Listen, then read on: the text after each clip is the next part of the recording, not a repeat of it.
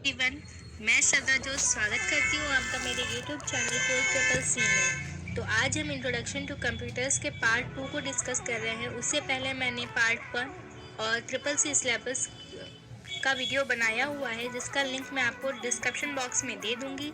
आप वहाँ से जाके डायरेक्ट देख सकते हैं। तो चलिए स्टार्ट करते हैं।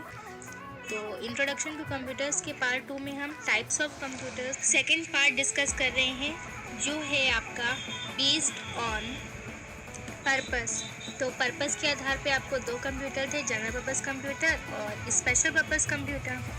जनरल पर्पस कंप्यूटर या एक ऐसे कंप्यूटर होते हैं जिसे सामान्य कार्य जैसे word processing, data management, letter typing आदि के लिए किया जाता है। इसकी क्षमता सीमित होती है और ये विशेष प्रकार के कंप्यूटर कार्य नहीं कर सकते।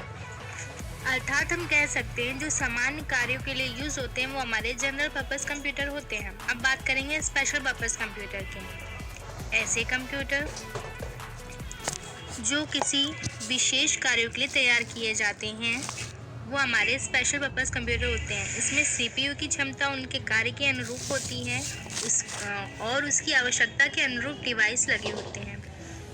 अर्थात हम कह सकते हैं जो स्पेशल कार्यों के लिए यूज़ होते हैं वो हमारे स्पेशल पर्पस कंप्यूटर होते हैं। जैसे इसमें क्या क्या होता है, अनेक प्रोसेसर होते हैं, हार्ड डिस्क की क्षमता अधिक होती है और इसका यूज़ मौसम विभाग, चिकित्सा, आंतरिक विज्ञान, यातायात नियंत्रण, इंजीनियरिंग इत्यादि में किया जाता है। अब हम टाइप्स ऑफ कंप्यूटर का थर्ड पार्ट, साइज़ के अकॉर्डिंग कंप्यूटर कितने प्रकार के होते हैं? 4 प्रकार के होते हैं। पहला आपका मेन फ्रेम कंप्यूटर, दूसरा मिनी कंप्यूटर, तीसरा आपका micro computer and fourth computer is super computer. तो अब हम बात करेंगे मेन फ्रेम कंप्यूटर की कि मेन फ्रेम कंप्यूटर क्या होते हैं साइज़ के अकॉर्डिंग। तो मेन फ्रेम कंप्यूटर या कंप्यूटर आकार में काफ़ी बड़े होते हैं और साथ ही इसके कार्य की क्षमता बहुत अधिक होती है। यह सामान्यतः 32 से 64 बिट माइक्रो प्रोसेसर का प्रयोग करते हैं।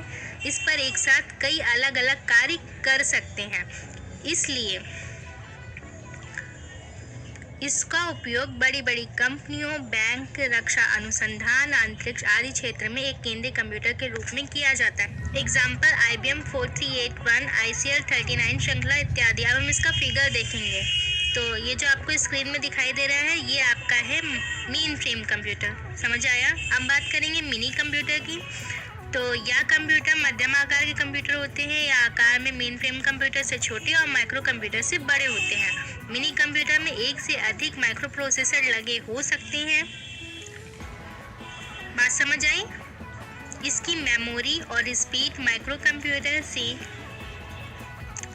अधिक होती है और यह व्यक्तिगत रूप में प्रयोग के लिए खरीदे नहीं जा सकते। इन्हें छोटा या मध्यम स्तर कंपनी के काम में लेती है। मिनी कंप्यूटर का उपयोग आरक्षण प्रणाली में बैंक, बड़े ऑफिस, कंपनी, अनुसंधान आदि के लिए किया जाता है।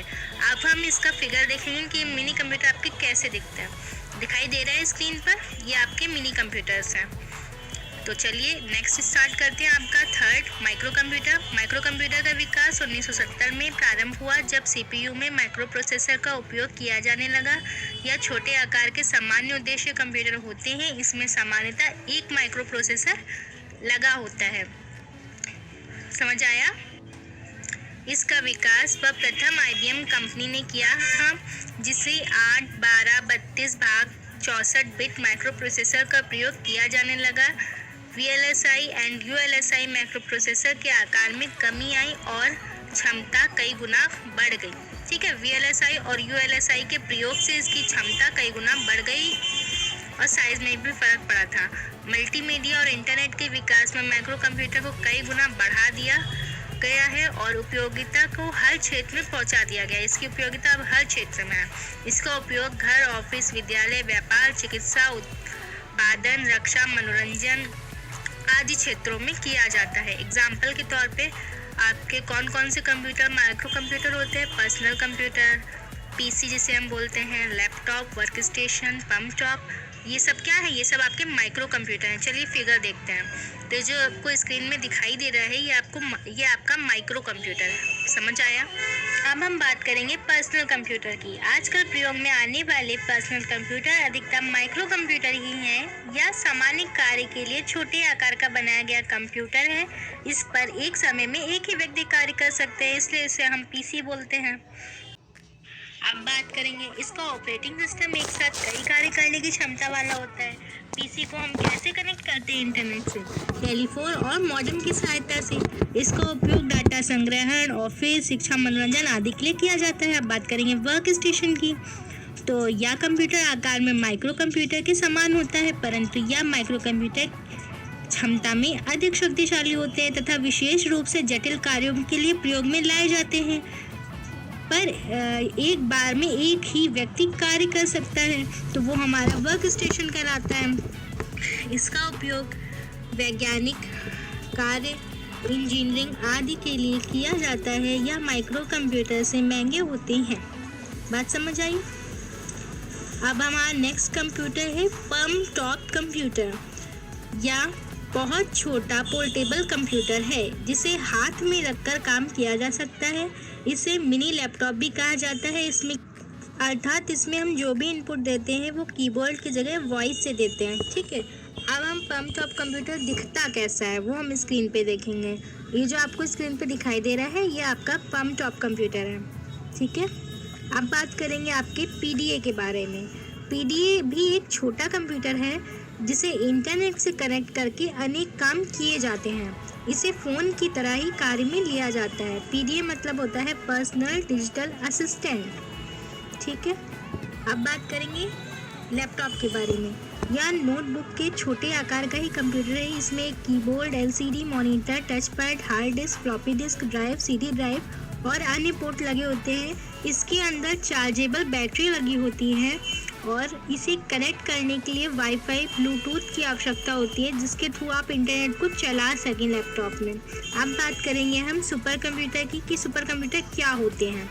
ठीक है। सुपर कंप्यूटर यह कंप्यूटर की श्रेणी में सबसे बड़ा कंप्यूटर होता है और इसका आकार भी बहुत विशाल होता है।